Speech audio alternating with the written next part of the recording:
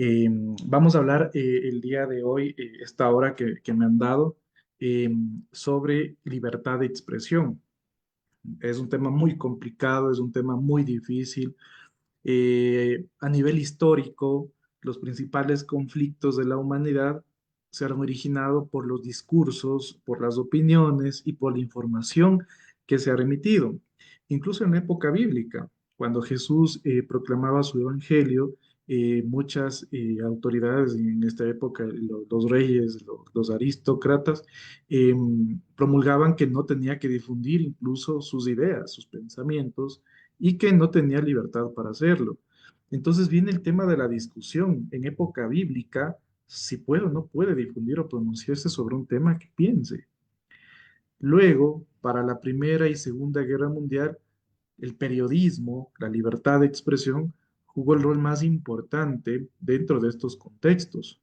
Uno de los factores por los que se ganaron y se perdieron las guerras mundiales consistieron precisamente en la forma como se transmitía la información acertada en unos casos, con las coordenadas de los puntos o con las coordenadas de las personas o de los sectores específicos para poderlos invadir, o coordenadas erróneas, como pasó en la Segunda Guerra Mundial, cuando comenzó a regarse la noticia de que un sector había perdido, se había declinado sus armas y llegó todo un batallón y resulta que estaban más fortalecidos que otros. En el sistema interamericano, la libertad de expresión ha sido uno de los derechos más combatientes, uno de los derechos con más repercusión por parte de la Corte Interamericana de Derechos Humanos. Voy a exponerles precisamente una lectura, un artículo, una investigación que yo le realicé, sobre todo sobre libertad de expresión. ¿Y por qué quiero hacer énfasis en esto? Porque las sentencias de la Corte Interamericana, perdón, resultan ser tan importantes para el desarrollo jurisprudencial de nuestro estado, de nuestros estados, considerando que estamos algunas personas. Voy a topar algo que de seguro ustedes lo han escuchado, las interpretaciones convencionales, que son la nueva modalidad, la nueva forma de cómo estudiar jurisprudencia interamericana o internacional. Quiero solo enfocarme en el control de convencionalidad, porque de seguro vamos a tener que discutirlo con un control de extraconvencionalidad con las decisiones de Naciones Unidas, de los organismos adherentes, que sin duda nos llevará muchísimos años más poder conversarlo y seguramente otra jornada académica. Sin embargo, mi exposición se basará en tres momentos. El uno, que es una breve exposición de la investigación realizada sobre las sentencias relacionadas con libertad de expresión. Un segundo momento, el desarrollo ya específico de protección a periodistas, que es uno de los temas que está en boga, no solamente en el Ecuador, sino en toda Sudamérica. También vamos a hablar de los contenidos protegidos por parte de la libertad de expresión. Y finalmente vamos a adoptar algunos criterios sistemáticos de protección de contenidos para mujeres o relacionados con violencia de género. Con el permiso de ustedes, voy a compartir pantalla para que nos podamos guiar en una breve presentación. Digo breve porque vamos a topar algunos aspectos y ustedes luego podrán preguntarme cualquier situación que no les haya quedado totalmente claro.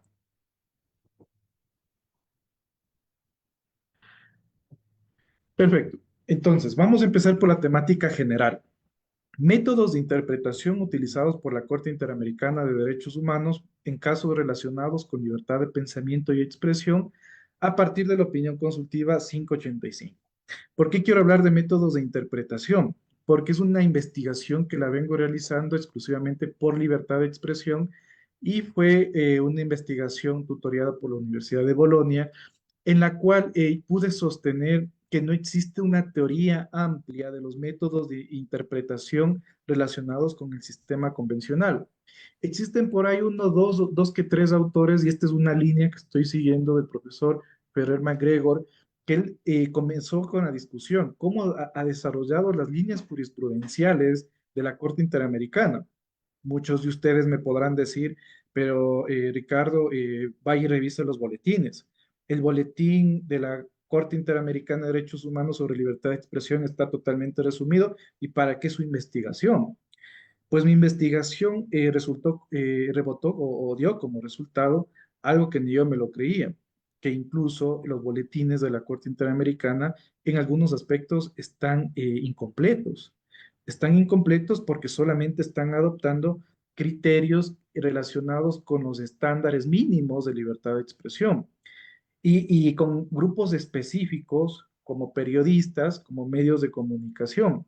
Pero ¿qué pasa con los otros grupos que no pertenecen a estas ramas, pero también ejercen su libertad de expresión?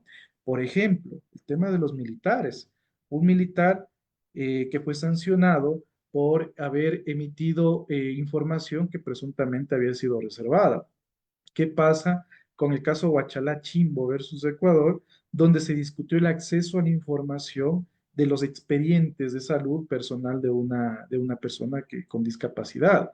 Entonces vemos que evidentemente este tema de libertad de expresión, si por su naturaleza es un derecho tan complejo, tan difícil de poderlo analizar, pues mucho más a través de la jurisprudencia que tiene una línea jurisprudencial muy amplia. ¿Y por qué me enfoco en la opinión consultiva 585? Porque es la primera vez en 1985 que la Corte Interamericana conoce un caso relacionado con libertad de expresión. Los casos que había conocido anteriormente, casi 10, 15 años atrás, estaban relacionados con integridad, con la vida, con legalidad, con garantías judiciales, reparaciones, propiedad, etcétera. Sin embargo, este es el hito, o este es un punto hito, donde partimos de estudiar la libertad de expresión como un derecho humano. Eh, la opinión consultiva 585 discutió un tema muy importante, si era o no era obligatorio la colegiación por parte de los periodistas o trabajadores de la comunicación. Sí, perdón. Se cerró mi micrófono, doctor. Ok, Un segundo. perdón. Eh, entonces, la opinión consultiva 585 resulta ser tan importante porque es la base de la teoría de la libertad de expresión y de la forma como nosotros podemos concebir la misma dentro de los estados constitucionales y también en justicia internacional de los derechos humanos, sobre todo en nuestro continente. Mencionaba que esta opinión consultiva discutía un tema tan central, si era o no era obligatorio que los periodistas estén adscritos o colegiados en estos centros de educación o centros de investigación, y si esa obligatoriedad les facultaba para ejercer el periodismo. La Corte Interamericana de Derechos Humanos tomó una postura, para mi punto de vista, muy radical y realizó una interpretación de carácter evolutivo y de carácter sistemático en el sentido de que este derecho de la libertad de expresión y de pensamiento no es un derecho inherente para las personas que cuenten con un título, que cuenten con una trayectoria y con un certificado de que conocen el tema comunicacional. Por el contrario, la Corte Interamericana dijo que es un derecho inherente a todas las personas, que cualquiera lo puede ejercer en cualquier momento y en cualquier espacio. No necesariamente resulta ser obligatorio contar con un título profesional para ejercer la libertad de pensamiento y expresión a través de los medios de comunicación. Esto resultó ser la base angular y la base inicial de una serie de discusiones que hasta hoy en día los podemos tener en nuestros estados. Para nosotros el periodismo debería ser una profesión que solamente deben ejecutarlo los profesionales, casi similar como lo hacen los abogados en los juzgados. No va a ir un médico a litigar en un juzgado, no le van a permitir porque existen normas, existen reglas que no se lo permiten. Y su causa razonable es porque están en juego derechos fundamentales como el debido proceso, como la propia vida, como la integridad de las personas en el caso de los profesionales del derecho. Y en el caso de la libertad de expresión, pues no están en juego derechos inherentes con la persona, con la personalidad, inherentes con los derechos fundamentales en sí, y eso implica que sea un derecho menos flexible e incluso más idóneo en la mutación que pueda realizarse dependiendo la contextura y la decisión interna de los estados. quiero enfocarme en un tema, como les mencionaba, casi no vamos a tener mucho conocimiento de interpretación convencional porque es un nuevo término que se está llevando a discusión. Sin embargo, ¿de dónde nace la interpretación convencional o por qué considero que es importante dentro de la investigación? Porque si bien es cierto, el artículo 13 de la Convención creo que tiene tres líneas a mucho, ¿no? Sin embargo, la jurisprudencia interamericana ha ido interpretando este artículo de tres líneas y posiblemente tengamos un artículo de hasta unas 500 líneas por las interpretaciones que se lo ha dado. Y esto implica que este desarrollo o las líneas jurisprudenciales tienen que ser estudiadas mediante una metodología estricta del derecho y sobre todo cuando hablamos de derechos humanos. Yo creo que esto es un tema muy sensible del estudio de los derechos humanos, leerse una sentencia y no saber entenderla o completarla con las anteriores o con las siguientes. Construir líneas jurisprudenciales, no solamente en el tema constitucional, sino también en el tema convencional, resulta ser trascendental para tener metodologías de estudios adecuadas para sentencias o decisiones internacionales. Las fuentes de la interpretación convencional, lastimosamente, no tenemos un código procesal convencional, un código procesal interamericano. Nuestra norma más cercana es la Convención de la Haya y también como forma subsidiaria el Estatuto de la Corte Internacional de Justicia, que también determinan métodos de interpretación relacionados con los derechos humanos, pero en el tema ya de Naciones Unidas. Las fuentes de interpretación de de convencional resulta ser necesario porque vamos a comprender cómo se interpretan los artículos convencionales y en este caso la libertad de expresión por tratados internacionales. Siempre la Corte Interamericana en los casos analizados sobre libertad de expresión resalta primero la Convención Americana de los Derechos Humanos, luego la Carta de la OEA y también el protocolo facultativo, que son tres instrumentos normativos que pueden regir el tema del uso y la facultad y responsabilidad de los estados relacionados con los derechos humanos dentro de nuestro continente. Si queremos irnos a las normas supraconvencionales o extraconvencionales, podemos acudir y en muchos casos, si no en la mayoría, lo ha hecho en relación con la Declaración Universal de los Derechos Humanos y la Declaración de los Derechos del Hombre y Ciudadano. Entonces, son por lo menos 5 a 7 normas jurídicas que se encuentran escritas, que se encuentran establecidas y que forman parte del corpus juris internacional para el derecho de la libertad de expresión. Solo me estoy enfocando en este derecho, porque si nos enfocamos en otros derechos, de seguro vamos a tener muchísimos más. Al no ser un derecho normado o al no estar normado los métodos de interpretación convencional, es importante considerar que la mayoría de las decisiones relacionadas con libertad de expresión ocupan o aplican la costumbre internacional. ¿Y por qué aplican la costumbre internacional? ¿Y a qué tiene que ver esto? Principalmente a las normas generales que se han producido en muchos estados y que otros lo han venido replicando. Uno de los estados con mayor índice de desarrollo jurisprudencial, doctrinario y normativo en temas de libertad de expresión, sin duda alguna, es el estado colombiano y el estado peruano y también el estado mexicano, que son tres estados que han desarrollado en sus estándares libertad de expresión en base a las sentencias y decisiones que han sido proclamadas en contra de los mismos. Vemos también principios generales del derecho. Los principios generales del derecho son tan importantes porque al no tener un cuerpo normativo internacional, la costumbre resulta ser necesaria, pero ¿cómo la aplico, o resuelvo la costumbre en un caso concreto? A través de los principios. Uno de los principios que resulta ser tan importante para aplicar la costumbre internacional, sobre todo en casos de libertad de expresión, es el desarrollo evolutivo o el principio de desarrollo evolutivo, el principio pro hominem, que faculta a la Corte Interamericana y que lo utilizaba a partir de la opinión consultiva 585 como un derecho que permite evolucionar el alcance, las características y sobre todo la concepto o concepción de los sujetos protegidos y en sí del derecho a la libertad de expresión. Y finalmente, jurisprudencia y doctrina. Resulta ser muy importante porque al ser un derecho tan complejo, tan complicado, eh, la Corte ha tenido que acudir a jurisprudencia comparada. precisamente del Tribunal Europeo de Derechos Humanos, que ha sido un aliado estratégico sobre asuntos relacionados con libertad de expresión. De igual manera, la Corte ha citado en sus sentencias fallos relacionados con la jurisprudencia del Tribunal Constitucional colombiano. Entonces, son grandes aliados que facultan a que se pueda ir concibiendo las nuevas modalidades de interpretación, principalmente de la libertad de expresión como un derecho tan importante dentro de las sociedades democráticas. Y la doctrina, pues ni se diga, eh, son muchos los autores que han escrito sobre la real malicia, sobre la forma como evaluar contenidos comunicacionales, y pues vemos ahí algunos doctrinarios que también son citados por las propias sentencias de la Corte Interamericana. ¿Qué métodos e interpretaciones existen en base a la Convención de Viena?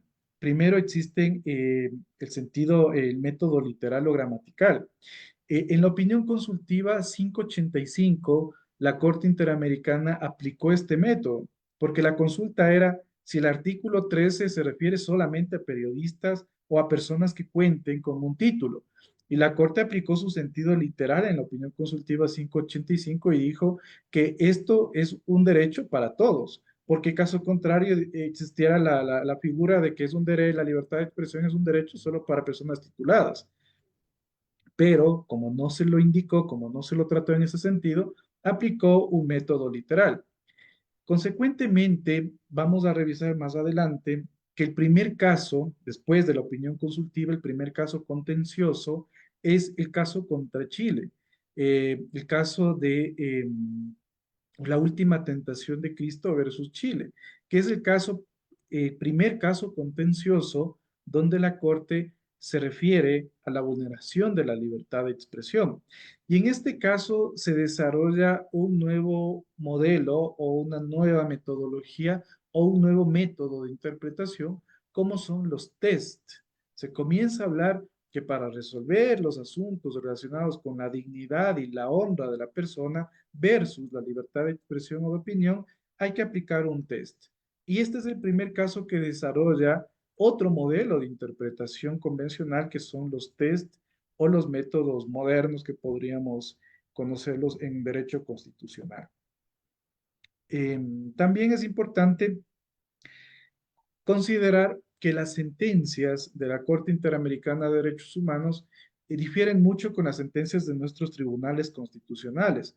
Y ahí es una materia que siempre me gusta dar, hermenéutica jurídica, donde se puede diferenciar la identificación de la ratio decidente de una sentencia constitucional. Puede ser muchísimo más fácil porque no tiene un mayor volumen y se refiere a asuntos concretos y asuntos claros, y ese es el común denominador de nuestros tribunales constitucionales. Sin embargo, la Corte Interamericana tiene un punto o una estructura muy difícil de identificar las ratio decidendi dentro de sus sentencias. Por lo general, las sentencias constitucionales van a tener uno, máximo tres ratio decidendi, dependiendo de los problemas que traten. La Corte Interamericana, por su generalidad, está plagada de ratio decidendi, de interpretaciones convencionales, y eso obliga a que uno tiene que estar atento a la forma como va a emitir una opinión o va a identificar las líneas jurisprudenciales o el desarrollo de las mismas a través de sus textos. Es muy complejo poderlo identificar, sin embargo, también el tema teleológico finalista es muy importante, y ahí es la aplicación de los principios pro persona o evolutivo. ¿Y a qué se refiere este método finalista o teleológico? Se refiere exclusivamente a que se debe de identificar el fin del artículo o el fin o para qué fue creado este artículo, y mucho de eso tiene que ver también con la voluntad de los quienes escribieron la convención, de la comisión que escribió la convención y de las actas que quedaron sentadas. Entonces, este método finalista se lo aplica a partir de la opinión consultiva 585, porque esta es la que desarrolla la libertad de expresión en su doble dimensionalidad. Y posterior a esta sentencia, ustedes van a revisar en todas las sentencias, que ese es un común denominador que arrojó la investigación, se refiere a la libertad de expresión en su doble dimensión, que lo vamos a ver más luego. Y eso obliga a que esté aplicando estándares ya repetidos, estándares anteriores, y que cumple el fin de garantizar una libertad individual y también de garantizar una libertad de expresión de carácter colectivo. quién habla y quién escucha, ¿no? Buena fe y el pacta sunt servanda es un tema muy importante cuando vamos a hablar de interpretación convencional, porque la interpretación no solo se obliga a la convención, sino el desarrollo, la línea jurisprudencial. Un Estado o la propia Corte ocupa sus precedentes porque los mismos forman parte de la convención. Y eso obliga a que los estados se obliguen a cumplirlos y que la Corte también se obligue a cumplirlos y aplicarlos dentro de sus propios fallos. El valor jurídico de los precedentes convencionales, todos ya lo sabemos que los precedentes convencionales son de carácter obligatorio, no solo para los estados que han sido sancionados, sino también para los estados que no han sido sancionados y forman parte del sistema interamericano, y esto es conocido como el control de convencionalidad, que ustedes ya lo deben conocer, y esto obliga no solamente para las sentencias contenciosas, sino también para las opiniones consultivas, que son interpretaciones que realiza la propia Corte Interamericana. Y ahora sí, con estos breves antecedentes de qué es la interpretación, métodos de interpretación, vamos a adentrarnos un poco al estudio que se realizó sobre casos de libertad de expresión de la Corte Interamericana. Imagínense ustedes que entre los años 2000 al 2022. ¿Por qué el año 2000? Porque fue el primer caso de la última tentación de Cristo versus Chile, donde el primer caso contencioso se resolvió en asuntos relacionados con libertad de expresión, y hasta el 2022, que es el cierre de la investigación, estamos avanzando con el 23 y 24, viene el cumplimiento de estas disposiciones, pero hasta la época se habían remitido 55 casos contenciosos relacionados con libertad de expresión, lo que representa el 16% de la jurisprudencia total de la Corte Interamericana de Derechos Humanos. El 16%, es decir, estamos hablando de que es un número muy considerable, que solo un derecho como la libertad de expresión se haya discutido en un 16% de la jurisprudencia interamericana. Eh, Esto es importantísimo porque vemos que no es un derecho mínimo, como pueden ser otros que han sido menormente topados. Sin duda alguna, los del debido proceso van a ser los que mayor número abarcan, pero el 16% es un número alto que configura diferentes casos, como por ejemplo, vamos a ver el tema de las situaciones de censura, censura previa, hostigamiento judicial, restricciones normativas, amenazas estatales, ataques de actores no estatales, y esto configura pues un escenario amplio en que los estados deben garantizar los derechos a la libertad de expresión. Estas sentencias, este 16% o estos 55 arrojaron, como lo mencionaba, quiénes son los sujetos de protección diferenciada de la libertad de expresión. Ya no solo hablamos que son los medios de comunicación o los periodistas, ahora puede ser cualquier persona. Y vemos, por ejemplo, que los grupos identificados dentro de este sector son grupos de atención prioritaria: niños, niñas y adolescentes, personas privadas de la libertad, personas mayores o adultos mayores, personas con discapacidad y mujeres embarazadas. Vemos que esto también se ha añadido con dos componentes de verdad y memoria histórica como parte de la libertad de expresión. También existen grupos de carácter colectivo, como los campesinos, los indígenas, comunidades afrodescendientes, que también la Corte se ha referido en relación con sus territorios, la cultura e identidad y la forma como la libertad de expresión se interpone o se manifiesta dentro de los grupos colectivos. Aquí resalta el caso Mapuches versus Chile, el caso Sarayaco versus Ecuador, que también en algo se habla sobre la información, y son dos casos muy emblemáticos.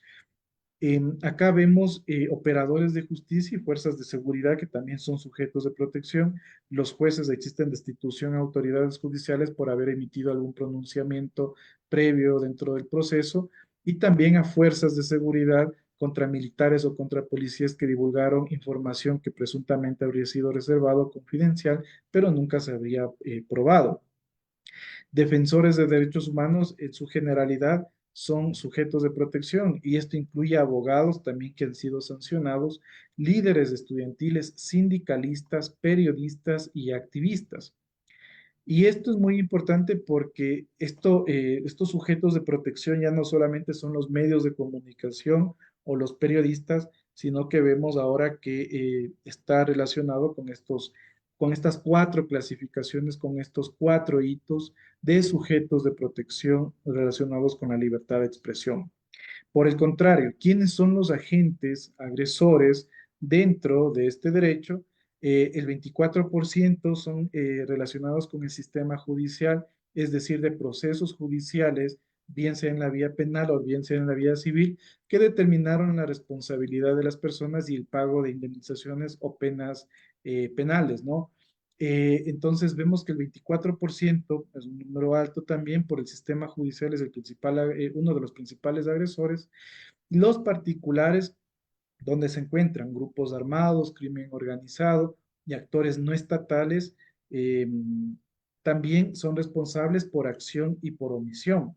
De igual manera, vamos a ver que otro de los grupos son el legislativo. ¿Y por qué hablamos del legislativo como el principal vulnerador? Porque el legislativo es el que crea las normas. Y al crear las normas, es el responsable de que no se adecúen totalmente las mismas a los estándares internacionales o interamericanos.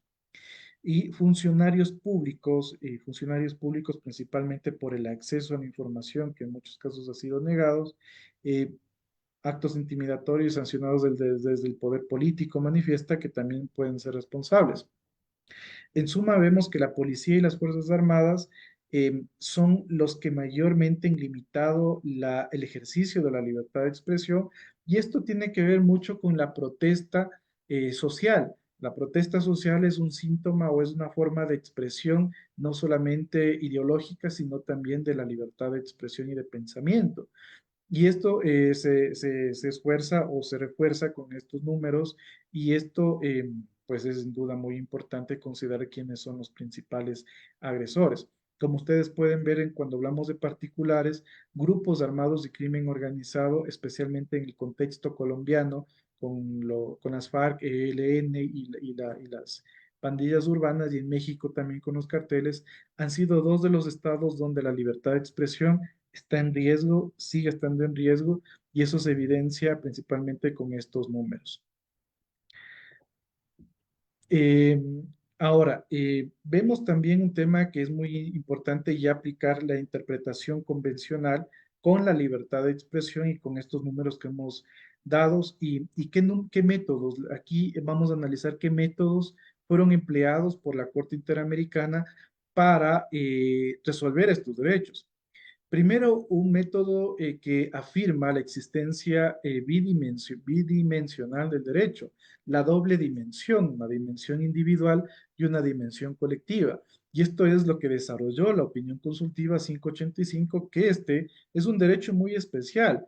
Pues el derecho de agrupación sindical tiene la doble dimensión y las libertades posiblemente todas tengan una doble dimensión. Yo estoy seguro que hasta algunos más, como la libertad personal.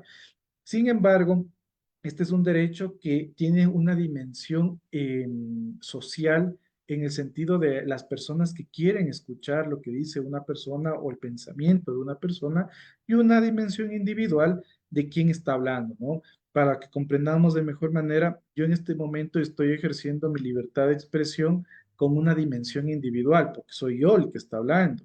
Y ustedes, quienes me están escuchando, están ejerciendo una libertad de expresión de carácter colectivo o de carácter social, porque ustedes quieren escucharme, por eso es que están aquí.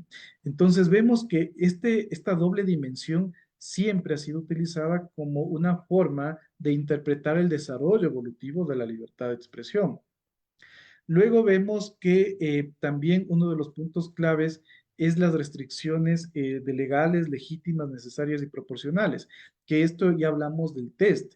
El test de libertad de expresión, la forma como se tiene que resolver este derecho cuando está en contra de la honra y la dignidad, se tienen que aplicar precisamente este test cuatridimensional. Primero, examinar las normas legales, luego a ver si estas son legítimas, luego a ver si estas son necesarias y también si dictaminan algún tipo de proporcionalidad en una sanción.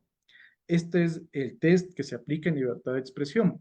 también vemos que el principio pro persona se ha aplicado muchísimo en la línea jurisprudencial de la Corte Interamericana de Derechos Humanos y también, esto es muy importante, ¿no? El enfoque evolutivo, que si bien es cierto, la Corte ha determinado que hace 20, 40 años atrás la libertad de expresión era un derecho tan cerrado, hoy en día se han abierto a otros grupos de protección como lo veíamos. Y pues bueno, hay que esperar incluso qué pasa con la libertad de expresión en redes sociales o a través de plataformas digitales. El relator a la libertad de expresión ya emitió un informe de empresas y derechos humanos, también su preocupación por la forma como las empresas están regulando la libertad de expresión o no lo están regulando en muchos casos y cómo estas sí están siendo utilizadas para cometer actos ilícitos en contra de la dignidad y la honra de las personas. Eh, Aquí también nos manifiesta que estos métodos de interpretación han desarrollado también diferentes puntos claves, como por ejemplo, consolidar criterios como el acceso a la información pública es muy importante, la tolerancia al escrutinio público por parte de las autoridades. Hay una línea jurisprudencial que es sumamente importante al conocer que las autoridades están sujetos al escrutinio público y qué es el escrutinio público, cuando empieza el escrutinio público y cuándo termina este. Son líneas que no lo vamos a encontrar si leemos la convención, pero esto es lo importante de formar líneas convencionales o de tratar interpretación convencional para conocer justamente estos temas. Vemos también la protección frente a la censura y las represalias, que son un tema también muy importante. Y vemos acá ahora los métodos ya aplicados específicamente en la opinión consultiva y en lo que va a la jurisprudencia, que ya en algo lo tratamos. El método literal o gramatical, que tiene que ver con el sentido estricto de la opinión consultiva 585, el método finalista, el fin principalmente de la doble dimensión, y el método sistemático y evolutivo, aplicar de forma primordial los criterios de la Corte Interamericana y también evolutivo en razón de la modernidad o del derecho que se está sobrellevando. Lo importante de hablar de métodos de interpretación convencional es que nosotros debemos ser conscientes, los que estudiamos derechos humanos, que este no es un derecho estático, es un derecho que evoluciona, no es un derecho absoluto, porque es un derecho que evoluciona. Dicen que la libertad de expresión es como la materia. La materia no se crea ni se destruye, sino que se transforma. Este es un derecho que no se crea ni se puede destruir porque ya está establecido, pero sí tiene un proceso de transformación muy importante y dependiente de los casos. No todos los casos, los 55 casos, adoptan los mismos criterios. Cada uno de los casos desarrolla criterios diferentes en relación con este derecho, que es sumamente complejo al hablar de derechos humanos. Y aquí vemos el método más aplicado y el moderno que podríamos mencionarlo, que es el test de método de libertad de expresión. La opinión consultiva, y aquí armamos ya una línea jurisprudencial muy importante y muy básica y muy breve, para no cansarles mucho sobre estos temas que pueden ser a veces hasta aburridos o a veces tan innecesarios, ¿no? Pero es importante conocer este desarrollo cuando hablamos de derechos humanos. Vemos aquí, por ejemplo, que en la opinión 585 se habló de legalidad, de legitimidad y de la finalidad. Estos eran los tres elementos que en la opinión consultiva 585 se desarrolló como el test de libertad de expresión. Luego, en el caso Herrera Ulloa versus Costa Rica, se volvió a reafirmar legalidad, legitimidad y también aquí ya se habla de la necesidad, que también es parte del primer momento. Para el caso Quimel versus Argentina en el 2008, es decir, 4 años después, se da una evolución de este test y ya se habla de la legalidad estricta, de la idoneidad y finalidad legítima, de la necesidad y se habla ya también de la proporcionalidad. Muchos pueden decir es un test de ponderación, posiblemente, pero la estricta argumentación o el estricto análisis argumentativo varía de todos los casos de derechos humanos, porque resulta ser más técnico, más práctico el análisis de discursos, de discursos comunicacionales para determinar la legalidad, la finalidad, necesidad y proporcionalidad. A diferencia de otros derechos, van a examinar el comportamiento de las personas. Acá se va a analizar el discurso o el comportamiento emitido por una persona a través de un discurso o una opinión, que eso es totalmente muy difícil porque no podemos preguntar al discurso qué quiso decir. Tenemos que evaluar en el contexto y en el texto para conocer el resultado específico. Aquí está un poco más a profundidad el test en qué consiste y esto pues nos desemboca a la honra y la reputación como el límite primordial o el mayor enemigo de la libertad de expresión es la honra y la reputación. Puedo yo emitir comentarios, emitir criterios, pero tiene su límite. Y uno de los límites, porque seguramente habrán muchísimos más por la interrelación de los derechos, es la honra y la reputación que sí siempre suele ser afectada y siempre ha sido demandado por el sistema interamericano para que se pueda resarcir estos derechos. Esto ya lo expliqué, así que me voy a saltar. Y bueno, aquí viene un punto muy importante que es el hablar ya de uno de los temas desarrollados por la investigación. Ya en torno al caso específico, veíamos los grupos de sujetos, de personas que protegía este derecho y en contra de las personas que lo afectaban. Quiero hablar de protección a periodistas. Es un tema que, si bien es cierto, al inicio, en el caso Última Tentación de Cristo, eh, luego en algunos casos emblemáticos como Fontevecchia de Amigo versus Argentina, eh, y hasta llegar al caso ecuatoriano con Palacio Urrutia, Bedoya Lima en Colombia, que son cuatro hitos importantes al hablar de protección a periodistas, vemos que la libertad de expresión ya no solamente protege al discurso. Hoy por hoy, la nueva modalidad de discusión es la protección de la persona que emite el discurso. Y tiene lógica, porque el discurso no le pueden matar al discurso, pero sí le pueden matar al periodista, lógicamente. Entonces vemos que la nueva modernidad y las nuevas líneas de desarrollo de la libertad de expresión, específicamente en el sistema interamericano, tiene que ver mucho con este tema o esta temática de protección a periodistas. ¿Pero por qué? Muchos dirán, ¿por qué hay que proteger a los periodistas? Como lo dijo el relator Frank Larue, estamos viviendo épocas de difícil situación, de grave crisis social, corrupción política, crimen organizado, tráfico de drogas, y lamentablemente muchos estados han perdido esta guerra. Digo que han perdido esta guerra porque las políticas y el Estado se encuentran muy debilitados. Y esto es un punto muy importante porque las fuerzas de seguridad no logran contener los hechos más generales o los hechos más comunes de delincuencia ordinaria, pero los que están dando el frente ante estas circunstancias son los periodistas. Son los periodistas quienes están enfrentando a la delincuencia organizada, al tráfico de drogas, a las crisis carcelarias y a todos los hechos sociales de conmoción social. Prácticamente estamos entregándole nuestra seguridad a este grupo de personas para que puedan divulgar y puedan ser conocidas estas noticias. De lo contrario, lamentablemente el Estado está perdiendo mucho poder o los estados están perdiendo mucho poder y eso implica que exista mucho silencio. Porque es importante proteger a los periodistas porque podemos llegar a conocer estos hechos, principalmente las mujeres periodistas. Y aquí hay un hecho muy lamentable, el caso de México, ¿no? El caso de México, de mujeres víctimas sexuales en Atenco versus México, un caso muy emblemático, muy preocupante, donde protestas o en hechos que generaban la protesta social, específicamente en Atenco, la policía o la fuerza de seguridad no identificó quiénes eran civiles pasivos que no intervenían en aquellos disturbios, ni tampoco identificó quiénes eran los civiles activos que sí intervenían.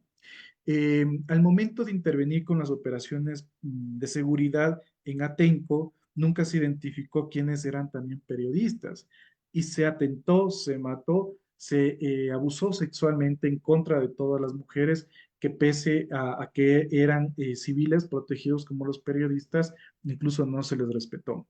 Son hechos lamentables que también las mujeres periodistas son víctimas no solo de amenazas, sino de violencia sexual.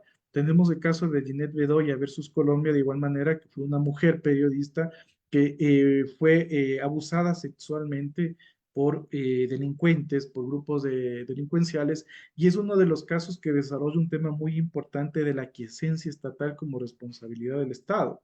Muchos podemos creer que el Estado es responsable siempre, sí, pero ¿por qué razones? Por acción, por omisión, y esta nueva forma que se desarrolla y amplía el conocimiento de la aquiescencia estatal en Ginette Bedoya Lima, donde ella estuvo en un centro penitenciario y frente a los policías y a los militares de este centro penitenciario entró un vehículo de las FARC y la secuestró y la llevó. Y nunca hicieron nada las autoridades y pese a que estaban frente a ellos. Entonces, esta aquiescencia estatal se desarrolla también de una manera más comprensible en el caso de periodistas, mujeres periodistas. Vemos también que el relator de la ONU, relator especial, habla también de un tema de la promoción y protección de la libertad de expresión y de opinión. Y las causas principales, como habíamos indicado, es que la falta de investigaciones no son adecuadas, eficaces, inmediatas en temas relacionados con periodistas, no tienen miedo o temor a denunciar por las represalias de las autoridades y de las redes criminales. Existe un marco jurídico inadecuado. Este es un tema muy importante porque son pocos los países que han creado los mecanismos de protección a periodistas. Tenemos en Colombia, tenemos en Brasil, acá en Ecuador también tenemos desde el 2022 un mecanismo de protección a periodistas. México lo tiene, Guatemala lo tiene, son apenas 5 estados o a 6, máximo 7 estados, porque Chile está en construcción y también Perú está en construcción y Honduras de igual manera, pero son apenas de 5 a 7 estados que cuentan con un ordenamiento jurídico, una normativa adecuada para garantizar la promoción y la protección de los periodistas. También el sistema judicial es débil, sumamente. Los casos que van a ser relacionados o está discutiendo libertad de expresión, los jueces no conocen sobre estos temas. Eh, Todavía existen figuras, bueno, aquí en Ecuador, pese a que se eliminó la injuria por informes relacionados con libertad de expresión, se crearon otras como afectación a la honra y la dignidad, que a la larga viene de ser la propia injuria. La calumnia existe, pero de una forma limitada. Y lo que ha dicho la Corte Interamericana, especialmente en el caso Palacio Urrutia versus Ecuador, es que en primer lugar hay que agotar la vía civil y en última instancia, en última ratio, la vía penal. Y previo a esto, ocupar mecanismos idóneos como la réplica o la rectificación. Falta de personal especializado, principalmente para proteger a periodistas, insuficientes recursos asignados a los sistemas de protección, negligencia y corrupción. Efectos que muchos periodistas no amenazan, temen amenazar y temen por sus vidas o su integridad. Aquí vemos algunas conclusiones de estas diapositivas. Yo luego les pasaré para que ustedes lo puedan profundizar. Por motivos de tiempo me falta un poco más, así que voy a toparlo brevemente, que una de las conclusiones o recomendaciones es que se produzcan investigaciones diferentes o con enfoque diferencial. En Argentina ya se desarrolla o cuentan con juzgados especializados para libertad de expresión y fiscalías especializadas para la libertad de expresión. Creo que es una nueva forma, una nueva metodología que deberíamos ocupar todos los estados porque no es menor la discusión de este derecho que tiene tanta importancia y tanta trayectoria desde épocas bíblicas. ¿Qué pasa? Uno de los mayores hitos o mayores problemas de la libertad de expresión, como veíamos, el 37% de los casos, tiene que ver con disturbios y tensiones internas relacionados con la protección a periodistas, para lo cual es importante traer a colación los principios de Johannesburgo que hablan sobre la protección a periodistas y el acceso a la información de los mismos. Y vamos a ver brevemente, por ejemplo, la protección de las fuentes de los periodistas. Las fuentes tienen que ser protegidas. Nadie está obligado a difundir una fuente confidencial por parte de los periodistas, incluso en investigaciones judiciales. Esto es secreto profesional y es protección internacional, la protección de las fuentes y la no divulgación de la misma, incluso por la vía judicial. el acceso a áreas restringidas. Esto es un tema muy controversial porque muchos periodistas piensan que el momento de ingresar a las zonas de conflicto, a las zonas de inseguridad, puede conseguir la mejor nota y posiblemente lo puedan hacer. Y muchos han sido limitados a acceder a estos sitios o a estos sectores, indicando que está en peligro su vida, que está en peligro su salud, su integridad y que no pueden ingresar. Y aquí viene un tema muy importante, que las fuerzas de seguridad pueden impedir el ejercicio periodístico siempre y cuando existan causas razonadas para proteger su vida o el interés general de una colectividad. Entonces, no es un derecho absoluto que puede ejercerse en cualquier momento, en cualquier instancia. Es un derecho que tiene limitantes como el bien social o incluso la protección del derecho a la vida y la integridad. Vemos otra observación general de Naciones Unidas en la cual se les obliga a las autoridades que realicen monitoreos específicos en protesta social para determinar quiénes son periodistas, quiénes no son protestantes activos o quiénes son protestantes pacíficos.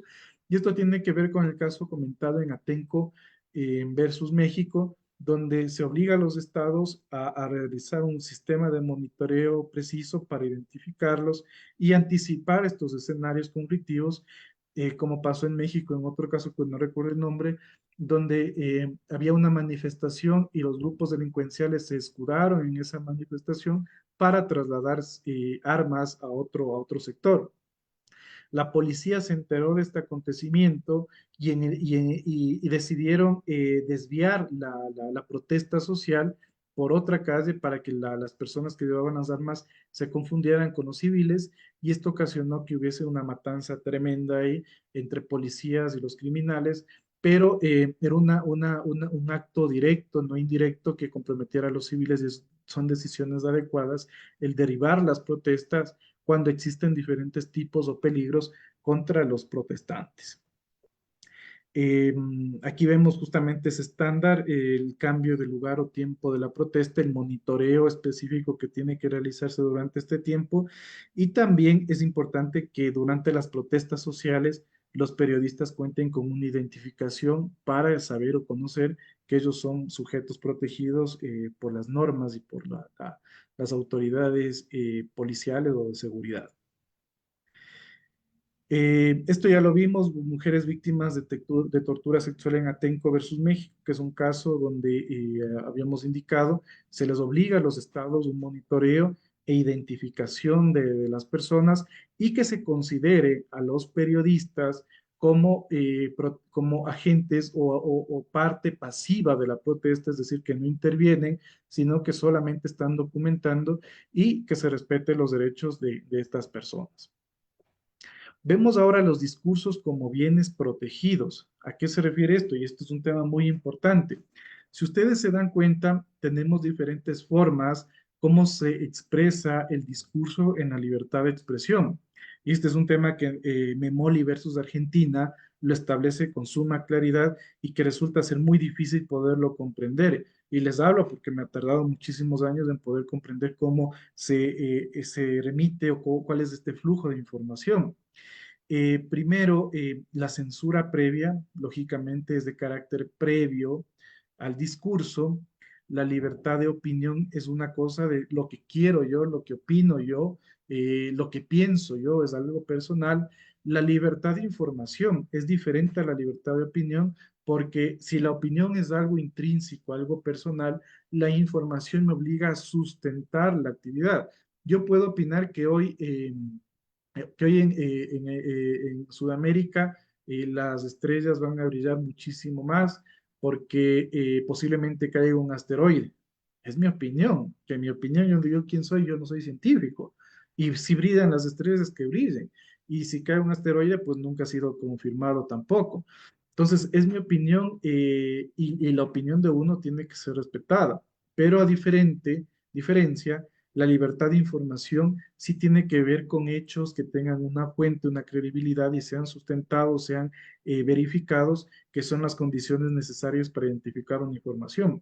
Muchos periodistas han indicado que Juanito del país de los soles es acusado por corrupción, o es un delincuente de corbata, es un narcotraficante, y Juanito viene y le demanda y le dice usted, compruébeme que yo soy un delincuente, que soy un narcotraficante.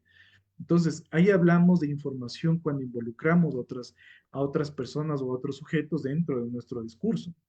Por eso es importante el uso de los verbos, el uso de los sustantivos. En opinión van a ser sustantivos de carácter propio. Yo pienso, yo opino, yo considero desde mi punto de vista que son cosas personales. La información va a ser más directa que lo que pasa en Ecuador, lo que pasa en Bolivia, lo que pasa en Colombia, y son hechos noticiosos más directos. No podemos confundir de igual manera la libertad de prensa, porque una cosa es la opinión y la información que podemos ejercerlo todos, pero la libertad de prensa, lógicamente, tiene que ver con los periodistas y los trabajadores de la comunicación. Y finalmente, vamos a tener responsabilidad ulterior, que es cuando emitimos una información no adecuada, no contrastada, no verificada, y se producen sus efectos a fin de que se corrobore la misma. Entonces, si ustedes se dan cuenta, la censura previa es previo a emitir un pronunciamiento, previo a emitir un comunicado. Lo que pasó en la última tentación de Cristo versus Chile. No dejaron o no le permitieron al actor que difundiera su película que amenazaba totalmente contra la integridad religiosa de que Jesús era una persona nefasta, era una persona pedófila, una persona que incluso convivía con mujerzuelas, decía la película, y por ser Chile un estado tan laico, un estado tan católico, pues evitaron que esa película salga a las principales en los principales lugares, teatros y sectores, y eso es una censura previa. Antes de que salga, yo le evito como agente estatal. ¿Por qué es previa? Porque se emite antes del discurso o antes del acto. Y lo contrario, ¿qué pasa si se emite este discurso o este acto? Hablamos de responsabilidad ulterior, que es posterior a la emisión de los actos. Son dos términos que sí es necesario poderlos identificar, poderlos conocer, porque no es lo mismo hablar de censura previa que de responsabilidad ulterior. Y Memoli versus Argentina, pues lo establece. Y aquí nosotros vemos diferenciaciones muchísimo más amplio, ¿no? La libertad de expresión es el paraguas, dentro del paraguas está la libertad de prensa, la libertad de información y la libertad de opinión. Esto pues luego lo pueden ustedes revisar con profundidad. Libertad de expresión es muchísimo más amplio, recibir y expresar las ideas, quién ejercen todas las personas y cómo se manifiesta de forma verbal, escrita o diferentes formas. La libertad de prensa, ¿cuál es el fin? Medios de comunicación precisamente, quienes ejercen medios de comunicación y trabajadores, y cómo se materializa mediante radio, prensa, televisión y medios impresos e internet.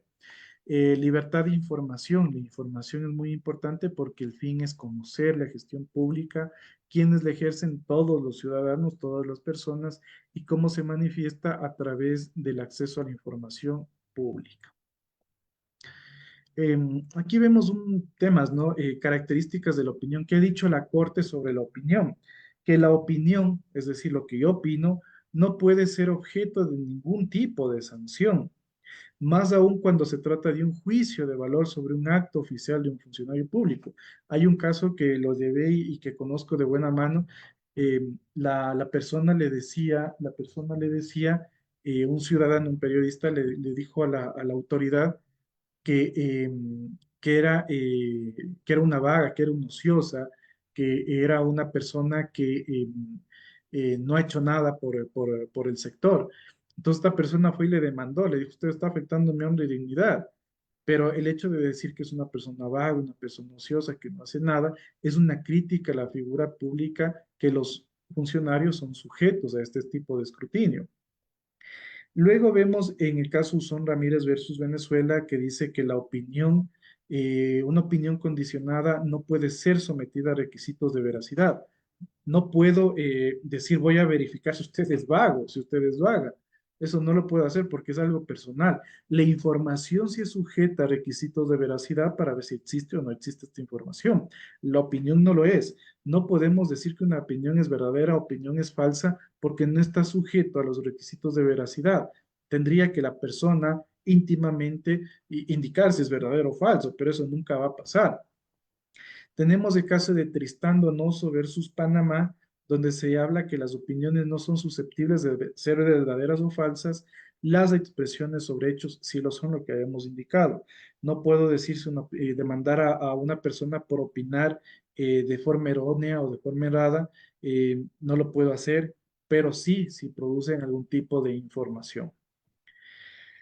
Características de la información, la enemiga de la opinión o la forma como se confunde es en estas dos, ¿no es cierto? La opinión es personal y la información es más de carácter verificado. Eh, ¿qué nos menciona? Lagos del Campo versus Perú. Menciona que la información tiene un carácter público y tiene una legitimidad de mantener informada a toda la colectividad. En Quimel versus Argentina hablamos de los deberes de los periodistas de contrastar de forma razonable la información, y en Herrera Ulloa versus Costa Rica hablamos que los límites de las críticas aceptables son más amplios con respecto al Estado que en relación a un ciudadano privado e inclusive a un político. Herrera Ulloa es el que abre la discusión de que las autoridades son sujetas al escrutinio y a la crítica pública, y que incluso y este es un tema que no lo comparto, pero sí se manifiesta que cuando una persona ingresa a un cargo público pierde parte de su vida privada, porque su vida se convierte en un aspecto de interés público. Lo dice la propia Corte Interamericana y es un tema muy discutido porque a pesar de ser políticos son personas y tienen derecho a la propia intimidad. Caso Palacio Urrutia versus Ecuador es muy importante porque este caso obliga a que se agote en primera instancia la réplica o la rectificación. Luego, si no es susceptible, tenemos que ir a la vía civil, daños y perjuicios, daño moral, y finalmente la vía penal, que no es aceptable, no es viable, pero es de última ratio, dependiendo de las legislaciones internas de cada país. En Ricardo Canese versus Paraguay también se habla muchísimo de estos temas. Principalmente menciona que, quiero leer la parte más importante aquí, que quien ejerce la libertad de expresión y pensamiento en el marco de una contienda electoral, y esto es muy importante, no solamente las autoridades públicas son sujetos al escrutinio, también son las figuras públicas y los candidatos de elección popular. El criticar a estas figuras públicas de los candidatos no es un tema que sea parte de la información, sino es un tema que es la carácter de opinión. Entonces son susceptibles de la crítica, no sería viable que los candidatos o las figuras públicas demanden por afectación a su honra y dignidad por algún comentario específico de una persona. Y aquí dice que la mayor tolerancia frente a afirmaciones y apreciaciones vertidas por los ciudadanos en ejercicio de control democrático, y que no solo, y esto es muy importante, por favor, y con esto quiero culminar y cerrar mi exposición, que no solo se protege la emisión de expresiones inofensivas o bien recibidas por la opinión pública, sino también la de aquellas que chocan, irritan, inquietan a los funcionarios públicos o a un sector cualquiera de la población. Esto es la libertad de expresión. La tolerancia es muy importante. La tolerancia y el escrutinio por parte de las autoridades, no solamente para alabar su trabajo, sino también para criticarlo. Habrán comentarios que choquen, irriten o inquieten, y las autoridades tienen que ser tolerables a este tipo de escrutinio porque para eso se someten al mismo. Entonces, quiero últimamente, y el último punto, que ahora sí prometo que es el último, el tema de protección de discursos protegidos. Las normativas y la Corte Interamericana ha profundizado que los discursos de odio no son aceptables, tienen que ser sancionados, en todos los países lo son. Discursos contra las mujeres de igual manera, discursos contra los niños, niñas y adolescentes, utilizándolos incluso dentro de los actos políticos o públicos, y también un enfoque diferenciado con los grupos étnicos o culturales de nuestros estados. Eso, una breve exposición. He entregado muchísima información en el tiempo que se me ha otorgado. Sin embargo, pues quedaría a esperas de cualquier duda, inquietud que se pueda generar. Muchísimas gracias.